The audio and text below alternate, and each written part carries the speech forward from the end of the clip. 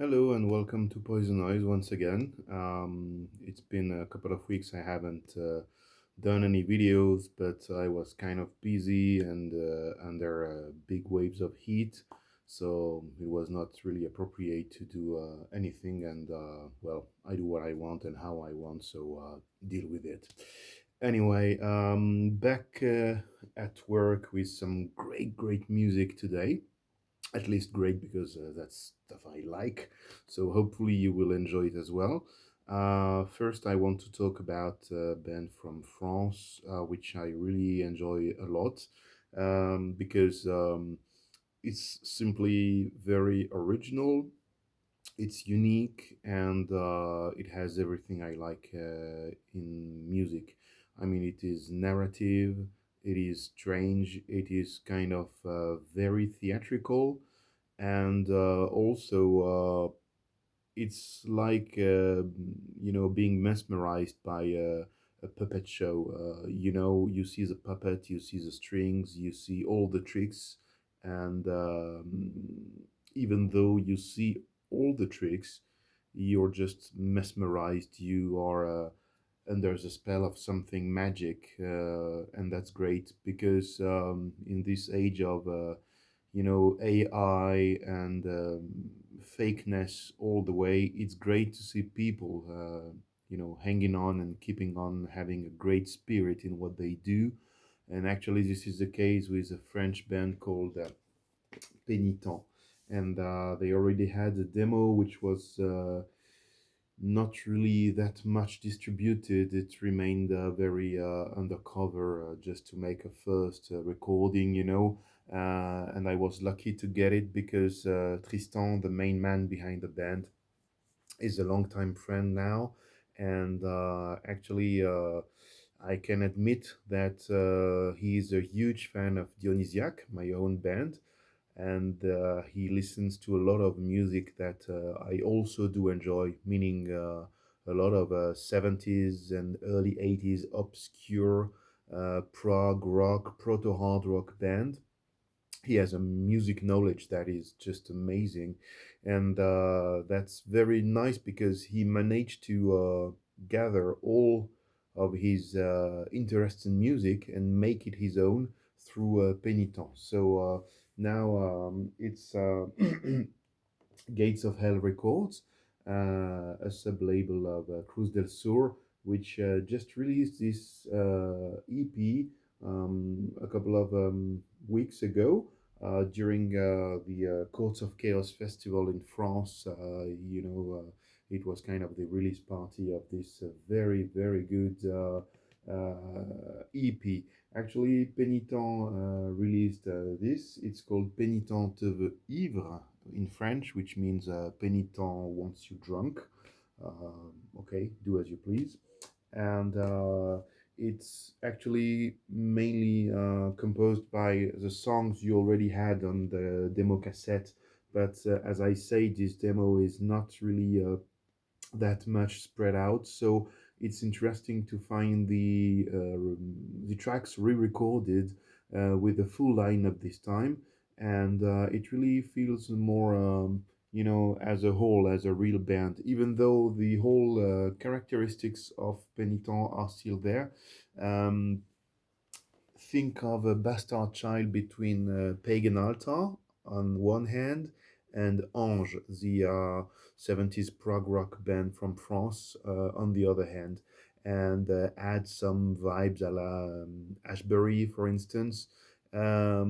It's really interesting because this music holds with almost nothing. Even the guitar tone is not that much saturated, there is a frailty in all of it. It sounds very fragile, very naive. The way the vocals are done and the rhythm of the vocals are sometimes a bit weird. And actually, this is what makes it so great because it's far from perfect, but this is what makes it perfect, actually. So everything is really well thought out and well done with this record, from the artwork to the music to the universe they managed to give to you. There is a film that I saw last year, which is a French film that had a bit of distribution out of France. It's called Le Vourdalac. It's a story about a vampire, and the whole vibe of the film kind of is the same vibe you can find in the recording of Pénitent. It is, timeless, lost in an airy world which you can reach anytime you want, and you will feel comfort in it. Actually, this is just amazing, and I really expect a lot from future recordings by Pénitent. You should really, really check out because this is something different. This is something very personal, and yeah, this is a whole spirit which I like when I dig into obscure underground music. So yeah, better watch out and keep your eyes open for this incredibly unique music. So now, time to speak about a style that I really do enjoy a lot lately. Since about a year or so, I really dived into the whole hardcore punk crust scene, and I never cease to be amazed. And lately, I noticed that America has a lot of incredibly great bands to deliver. Well, no wonder with such a fascist state they live in, you can understand that bands belonging to the counterculture actually have a lot to be angry about and a lot to say. And this is a case for bands like, Physique, for instance. I loved Gloss as well. And For the new bands, you have a band from New York, which kind of threads in the way and path of the New York band called Nausea. And also, you can find traces of Sacrilege in it, but at the same time, they have their own universe and approach to the music, which makes them very relevant and interesting. And I really feel there is this new wave of anarcho bands in the hardcore and punk scene in the US, because yeah, for a lot of bands in this country, you know, uh, they are less about politics than the European bands traditionally, but still they had a lot of great political leftist bands, which I really, really enjoy, like, Crucifix, like Iconoclast, or, a band like Nausea, for instance. And I really advise you to listen to this band called Flower. Flower really is amazing, and they also put a lot of effort in the visual aspect of the band. This is a female fronted band, so if you like stuff like Detestation, for instance, you will really be happy by listening to Flower. I really love the way that they take care of this very graphic and hand drawn style of artwork. So this really reminds a lot of Nick Blinko from Rudimentary Peni, indeed. And as you can see here, yeah, you find those traditionally, great posters reminding of, Rudimentary Peni, or the style of huge and great bands like Ausrotten, or Behind Enemy Lines. And they also, this was the album, have an EP out, which is actually in the same league when it comes to the artistic or visual side of it, and musically it's in the same league, and I really do advise you to check it out. It is amazing. You have texts that are very long, very thought provoking, and the music really feels like the artwork. It's dense, it's full of details, it's always very rich. You can get lost in it for hours. Well, not hours, because it's a hardcore band, so the songs are quite kind of short, but still, you see what I mean. You can get lost in this music for you know countless hours, and you will always find something new, something great to get hooked by. So I definitely recommend you to get your hands on any flower stuff. This is a band I discovered lately, which is kind of recent. They were formed, like just a couple of years ago. But you will find a lot of great videos on them live in on YouTube, for instance.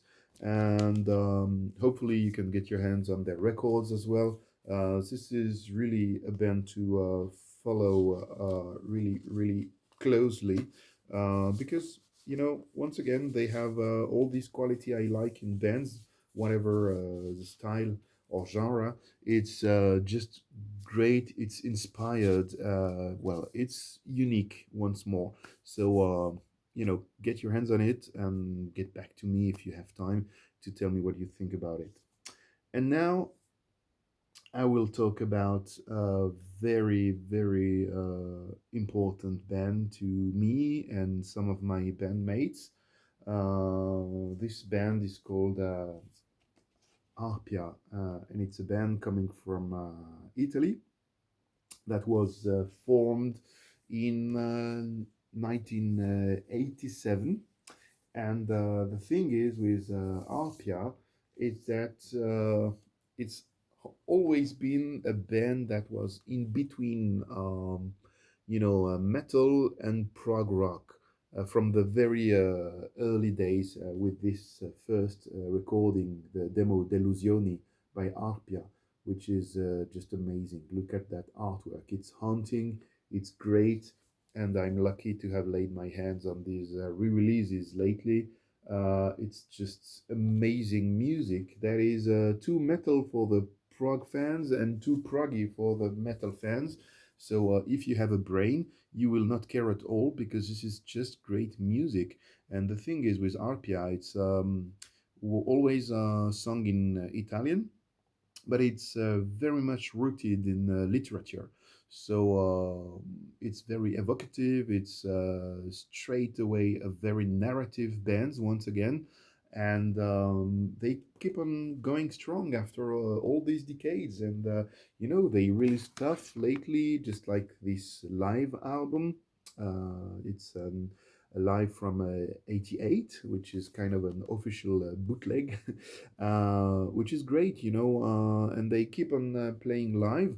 Their gigs are pretty long because they have a lot of, progressive kind of songs and a whole show. The singer is also the bass player, and he is into also realizing directing movies.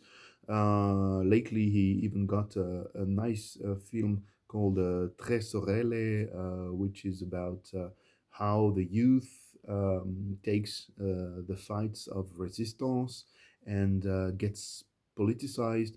Well, it's always been a band that had something to say about culture, about politics. They always remained very consistent. And as I said, the band was formed in 1987, and its core is made of three members. The bass player is singing, there is a guitarist, and one drummer. So at some point in their career, they even added a female singer, but it's not always the case. Mostly they play with this trio format, and it's always very interesting. So, as I say, Delusioni was their first output. You can say it's maybe their darkest or most obscure with the vibe compared to the rest, but nevertheless it doesn't mean that the rest is not cool or interesting at all. I can show you the rest of their discography. You will find Resurrezione e Metamorfosi, which is just mind blowing. Look at that 80s like picture in the back.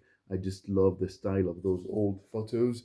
This is just great. Here you can see the theatrical aspect with the white faces in here. This is a great record. Mostly the set list on this live album is made of songs from this record. And they also had this one, Bianco Zero, which is maybe one of the less known albums by Arpia, but which, as for the rest, should investigate. It's great stuff. And I really love this one called Terra Mare. I only have it on CD. I don't think it has been released on vinyl, but well, anyway, it's not important. The music matters. Terra Mare is great. There is a song in here which I love. It's called Monsieur Verdoux. It's based on a film by Charlie Chaplin, and the chorus is just sticking in your ear. It's a great, great record, and obviously one of my favorite records of them is Liberazione. It's been released in 1995, and this album is dealing with the lead years in Italy during the 80s with all the terrorist attacks and stuff that happened in a very troubled political times when the far right and fascist factions trying to prevent the left wing to get the elections. So it was really brutal times, a lot of fights and casualties, and this is what is talked about in this really really good album. And actually, it was one of the main inspirations for my band's second album with Dionysiac. We have released an album in March 2026 called La Tourbe des Rêves, which is much more politically oriented than what we done before. Not that we never did anything political before, but it was not as direct and frontal. So the whole political vibe we got from Arpia. So yes, I listen to a lot of hardcore and punk stuff, but it's nice also to see that there are other genres that actually stick to this very engaged and conscious way of using music and mixing it with this political fight and resistance. So I think I talked a lot for today, but these are bands which I really value highly, and I hope in a way that you will discover them or rediscover if you know about them already. And yeah, take care of yourselves and peace on everybody. Goodbye.